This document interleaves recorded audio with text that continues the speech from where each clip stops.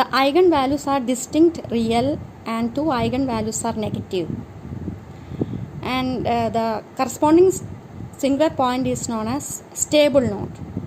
Then the phase portrait, it is a singular point at the origin that is shown here.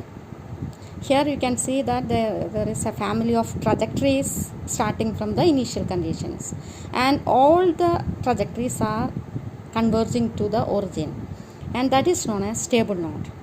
Next is the eigenvalues are distinct real and two eigenvalues are positive. In such case, the singular point is known as unstable node. And this is the phase portrait corresponding to that, and here we can see that all the trajectories which are starting from the initial point, that is diverging from the origin. Then next is the case, that is eigenvalues are distinct real and one eigenvalue is positive and the other one is negative. Then such type of singular point is known as the saddle point, and the corresponding phase portrait that you can see here, and from here we can see that all the trajectories are diverging from the origin.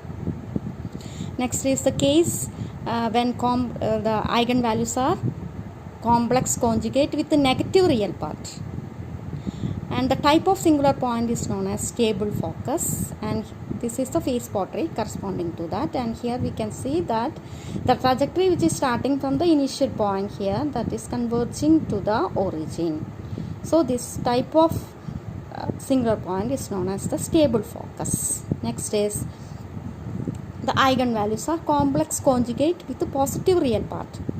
Here the phase trajectory or the type of singular point is known as unstable focus, and this is the phase portrait corresponding to that. And here we can see that the trajectory which is starting from the initial point, that is diverging from the origin. Next is the case when the eigenvalues are having purely imaginary. In such case, the type of singular point is known as the center or vertex, and the corresponding phase portrait that is shown here.